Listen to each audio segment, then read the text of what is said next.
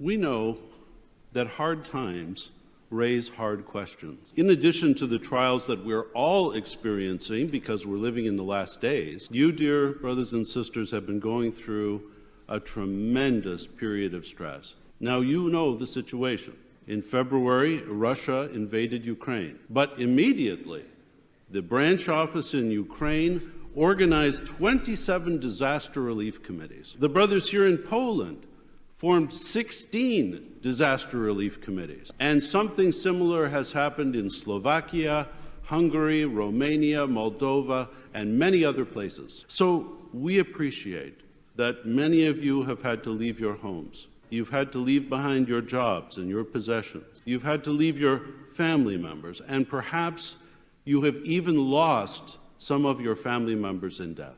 Now, in addition to coping with all of those things, some of you may also have serious health problems that make it very difficult to cope with this situation. What? And then add to it one of the worst things that we have to face in situations like this. That is just simply the uncertainty, just not knowing where the situation is leading, not knowing what's going to come next, having to make decisions, what are you going to do? And wondering, how are things going to work out for yourselves and your families? Well, let me assure you, brothers, that we do understand this situation, and that our brothers and sisters all over the world are thinking about you, and they are praying on your behalf. I have to say, at World Headquarters in Warwick, our brothers pray on behalf of the brothers in Ukraine and Russia every day. And that also applies to the meetings of the governing body, the branch committee, and all the other committees. Well, what does all that mean? It means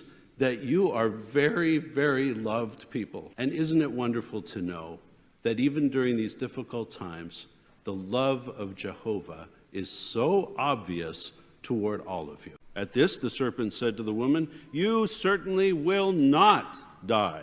God knows that in the very day you eat from it, your eyes will be opened, and you will be like God, knowing good and bad." What was the devil saying to Eve? He was saying, you're going to be happier if you stop listening to God. You should rule yourself. You should be independent from Jehovah. Well, Eve agreed, and Adam joined her.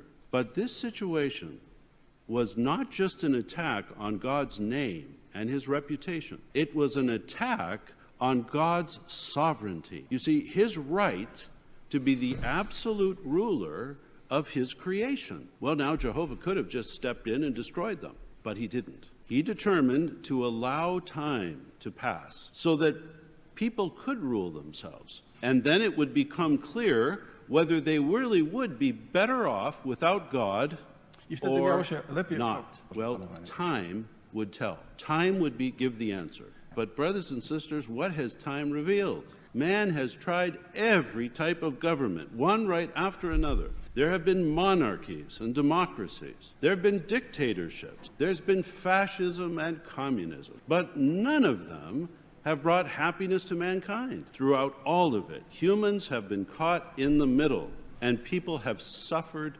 miserably. They've faced injustice, broken families, cruel treatment, poverty, hunger, sickness, and death. It's just exactly what the Bible says. The Bible says that it does not belong to a man who is walking even to direct his step. Well, by allowing this time to pass, Jehovah is establishing a precedent. Now, we're not absolutely at the end of this at this time, but now I want to ask you a question. Isn't it clear, even now, that Satan's rule has been a total and complete disaster? Do you agree? But now here's another question. Why is it, during times of distress, that it appears that some people are protected and others are not? Does it mean that some were faithful to Jehovah and the others were not faithful? Well, let's look at the answer. You see, the Bible clearly shows that at times, Jehovah really has intervened to save individuals. But was that the rule? In other words, is that what always happened? Or was it the exception? Well, let's look at some examples that we remember. So think of the 3 faithful Hebrews. Now, we remember how Jehovah sent his angel, and He rescued those 3 faithful Hebrews from the fiery furnace. But think about other faithful prophets of Jehovah. They were just as faithful, but they were put to death. There's another example. The Apostle Peter was delivered from the prison where he was imprisoned by Herod Agrippa I.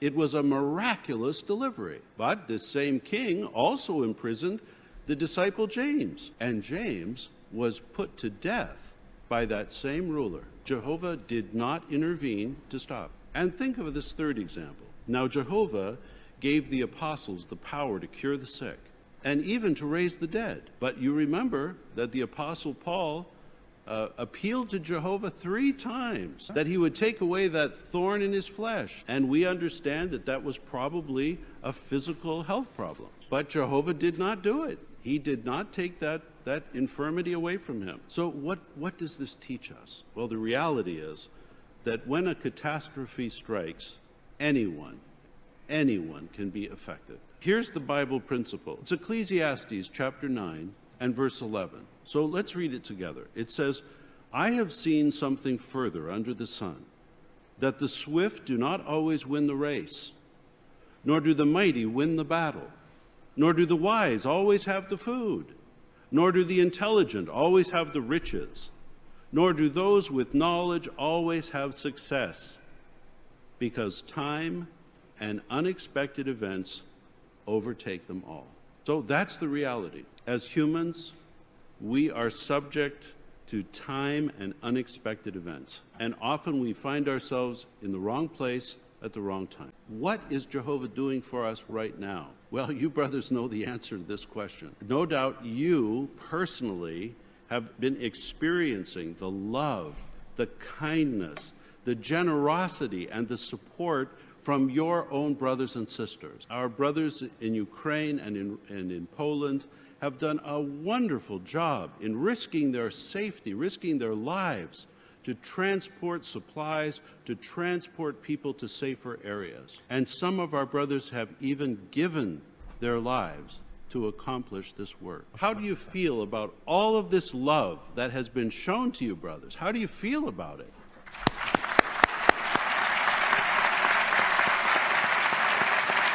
The most important protection that we need is spiritual protection. And that's the protection that Jehovah has promised all of us. You see, physical protection is only temporary, but spiritual protection is forever. It reminds us of what the Bible says here in Romans chapter 14 and verse 8. It says, for if we live to Jehovah. And if we die to Jehovah. So both if we live and if we die, we belong to Jehovah. So those simple words, what do they mean? It means that whether we live or whether we die, if we have a good relationship with Jehovah, we are completely safe with him. But now let's switch gears and let's talk about how we can cope with this adverse situation. Now, our goal should be not just to survive this period, but we want to come out of this period with even stronger faith and with an even closer relationship with Jehovah. And that's what Jehovah has been teaching us every day, every week, every month, throughout our time in the truth. Think about our recent year text, Isaiah 30:15. Your strength will be in keeping calm and showing trust. Isn't it an amazing thing to consider that Isaiah 30:15 was the day text on the day when Russia invaded Ukraine? What a powerful reminder of what Jehovah was trying to tell his people. Now, here's a recent experience from Ukraine. A doctor in Ukraine asked one of our brothers whether Jehovah's Witnesses are taking up arms to defend the country. Well, the brother explained that we love our neighbors and our Bible-trained conscience does not allow us to take up arms. The brother also explained that many of our fellow believers in Russia are in prison for this position, and that not a single Jehovah's Witness from Russia came to fight against Ukraine.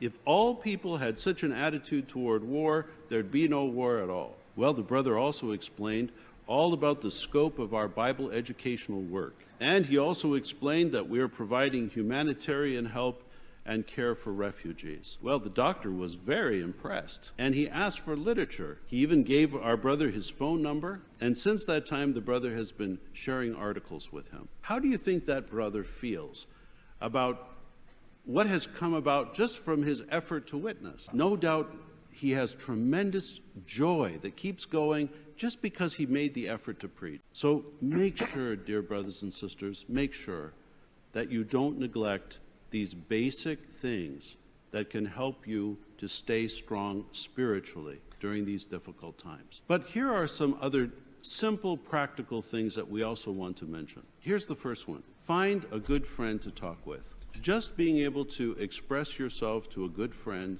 can often take away some of your stress and anxiety. Here's the second one. Worrying about all of the things that could happen. Otherwise, anxiety can completely take over your mind. One famous saying says that worry does not empty tomorrow of its sorrow.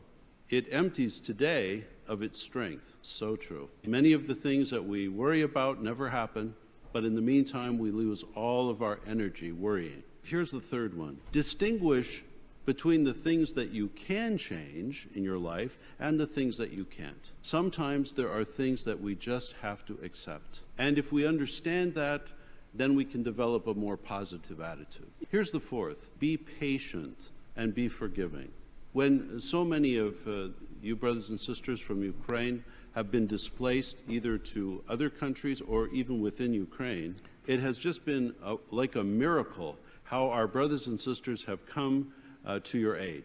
But that may mean that you're living with other people now. Well, just being realistic, there are going to be times when we're going to irritate one another. But if we become angry or we lose control, that's only going to make the situation worse. So whether you're the person providing the help or you're the person receiving it, we need to be patient with each other. And what if your feelings are hurt about something? Well, use that situation as an opportunity to grow in forgiveness and in love. Well, I want to just remind you one more time just how much the governing body loves all of you brothers and sisters. We are very, very much concerned and interested in each and every one of you. And we are going to continue to do everything that is in the power of our hand to help you. That means that we are going to make sure that you have the spiritual food that you need, but we are also going to work hard to make sure you have the basic necessities of life. The brothers in the branch offices